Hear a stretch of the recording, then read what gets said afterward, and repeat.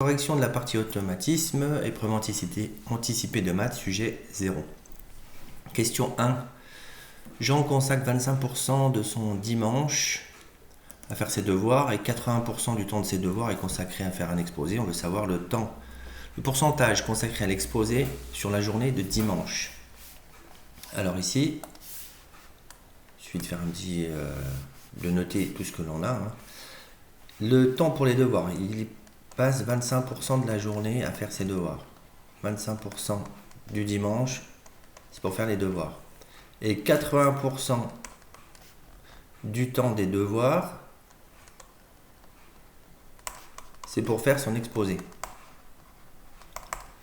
Donc ici, c'est 80% de 25%. Si je le dis en français, c'est 80% de 25%.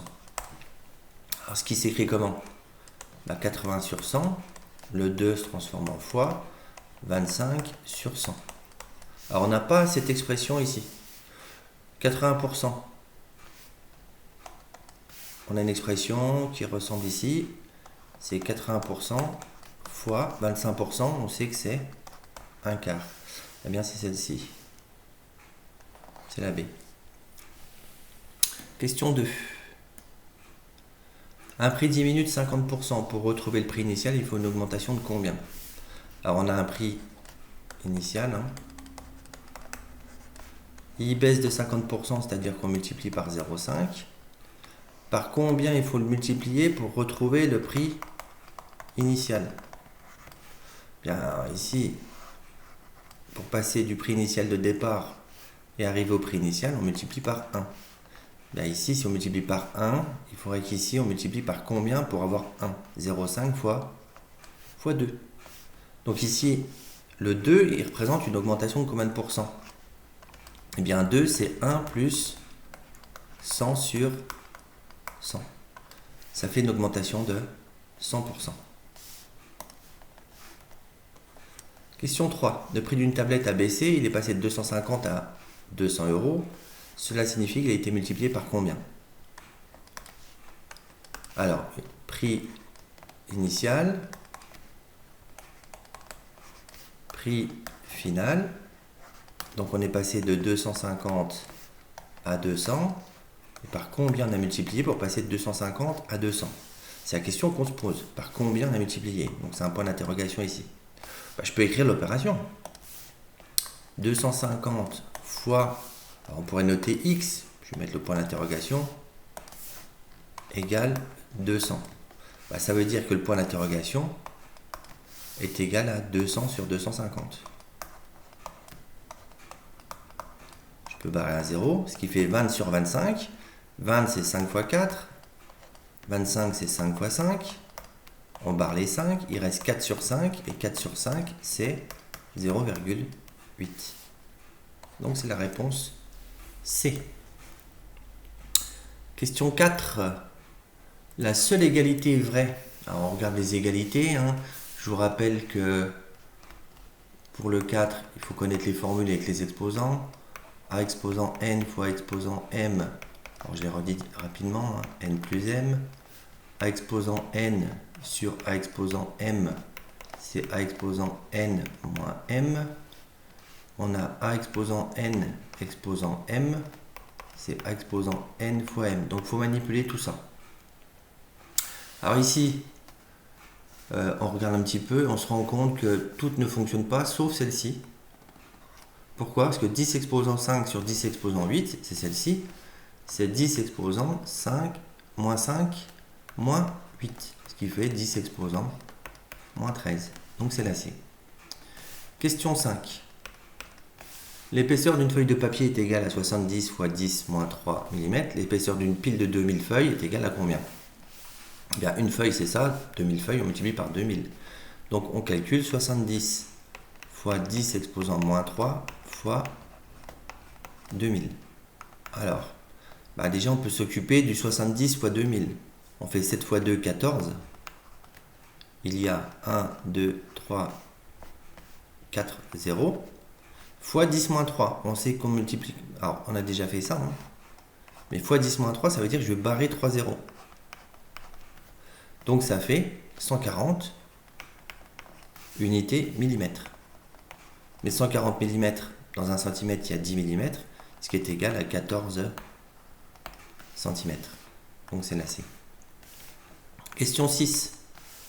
Voici 4 planètes et leur masse. On vous demande de trouver la planète dont la masse est la plus importante. Alors ici, il faut exprimer chaque masse sous forme d'une écriture scientifique parce qu'on n'a pas les mêmes écritures. Donc par exemple pour la Terre, l'écriture scientifique, ça serait 5,973 fois 10 exposants. Alors 5973, c'est 5,973 fois 10 exposant 3, 10 exposant 24. Pourquoi? Parce que 5,973 fois 10 exposant 3 égale 5973. Je vais peut-être détailler pour Mercure. Donc ici, ça fait 5,973 fois 10 exposant 24. Pour Mercure, 33,02 fois 10 exposant 22. Donc, je vais transformer le 33,02 en 3,302 fois, la virgule est entre le 3 et le 3, mais j'aimerais bien la décaler, fois 10 exposant 1. Puis après, je réécris mon 10 exposant 22. Donc, ça fait 3,302 fois 10 exposant 1 plus 22, 10 exposant 23. Pour Vénus, eh bien 48 685 fois 10 exposant 20, je transforme celui-ci. Donc je vais le transformer en 4,8685 fois 10 exposant 4. Et j'oublie pas d'écrire le 10 exposant 20. Donc ça fait 4,8685 fois 10 exposant 24. Ça, ce sont des écritures scientifiques. Et ici, on a l'écriture scientifique qui est déjà donnée, parce que normalement, une écriture scientifique, c'est A fois 10 exposant n, et le A compris entre 1 et 10, ici. Donc ici, 6,4185 fois 10 exposant 23, c'est donné. Eh bien, laquelle est la plus lourde? On regarde les exposants, 10 exposant 24, c'est une des deux là, et puis c'est la Terre. Donc la question 6, c'était la Terre. Question 7, on additionne un nombre réel avec son triple et son carré. Donc on additionne un nombre réel avec son triple et son carré. Qu'est-ce que ça veut dire? Je prends un nombre réel x, je l'additionne avec son triple. Le triple de x, c'est quoi? C'est 3x. Et avec son carré, j'ajoute le carré de x. C'est x au carré. Et quand je regroupe tout ça, dx, ça me fait combien? X plus 3x, ça me fait 4x, plus x au carré. C'est la réponse D. Question 8. Dans la figure ci-contre, C et C' représentent les fonctions f et g. Donc C, c'est la fonction f, donc f est en rouge, et g est en bleu. Alors g en bleu, f est en rouge. Je vais écrire cf ici, et cg, pour être sûr de ne pas me tromper, ici, en bleu. Eh bien, on cherche f de x plus petit que g de x. Ça veut dire quoi? La courbe de f est en dessous de la courbe de g. Donc le rouge est en dessous du bleu. Où est-ce que le rouge est en dessous du bleu? Eh bien, sur cette partie-là. La rouge, elle est en dessous de la partie bleue jusque-là. Ici, le rouge est au-dessus du bleu. Et puis ici, entre cette partie-là et cette partie-là, le rouge est de nouveau en dessous du bleu. Donc il y a deux parties entre moins 2 et moins 1. Et puis il y a la partie 1 à 2. C'est le D. Alors, moins 2, moins 1. Pardon, c'est pas le D, c'est union. C'est le C. C'est moins 2, moins 1, plus la partie là. 1 à 2, c'est une union. Donc c'est la réponse C. Question 9. On donne ci-dessous la courbe représentative d'une fonction f définie sur moins 3, 2. Et on s'intéresse à l'équation f de x égale 0. Alors f de x égale 0, ça veut dire ici, les antécédents ont une image qui est nulle. Les images, c'est vertical. Il y a combien de valeurs qui donnent une image nulle? Bah, il y a celle-ci et celle-ci. Bah, il n'y a que 2 valeurs. Donc, n'admet aucune solution. Pas bon. Exactement une solution. Pas bon. 2 solutions. Ah, 2 solutions, 2 solutions. Et les 2 solutions sont comment? Négatives ou le signe contraire? Bah, elles sont toutes les 2 négatives. Donc, c'est pas celle-ci. Donc, c'est la réponse C. Sans calcul. Question 10. On considère une fonction f définie sur R, dont le tableau de signes est donné ci-dessous. Trouvez laquelle des fonctions correspond à ce tableau de signes. Bah, ici, on a déjà une valeur qui est importante. Ici, je peux déjà écrire f de 2 égale 0. Ça veut dire f transforme le nombre 2 à 0. Bah, je regarde. Hein. F de 2, ça fait combien ici? F de 2, moins 3 fois 2 plus 6, ça fait 0. F de 2 ici, ça fait combien? 2 plus 2, ça fait 4. F de 2 ici, ça fait combien?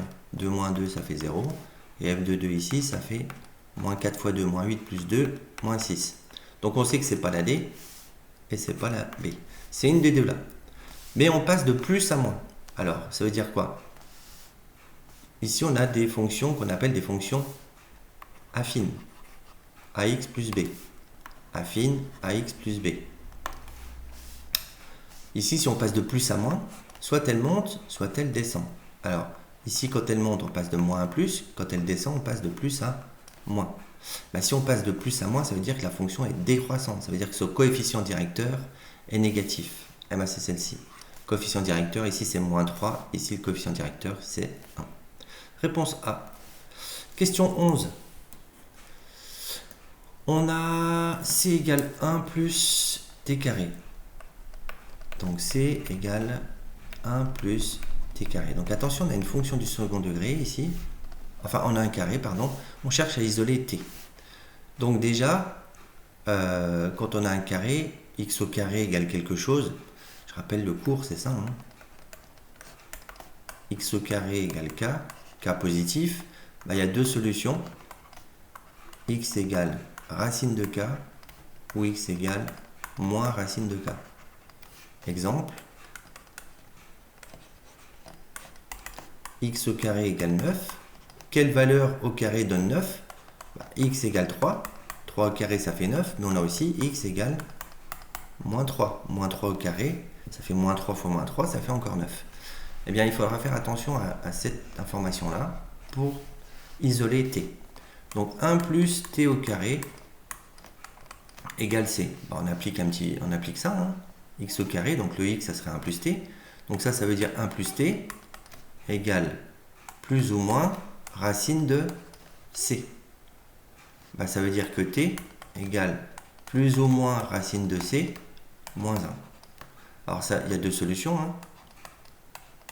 Racine de c moins 1 ou moins racine de c moins 1. Alors on regarde ce qui nous est proposé. Hein. Racine de c moins 1 égale b. Ça, c'est pas bon. Ça, c'est pas bon. Et 1 moins racine de c, ça ne marche pas. Donc c'est la réponse B.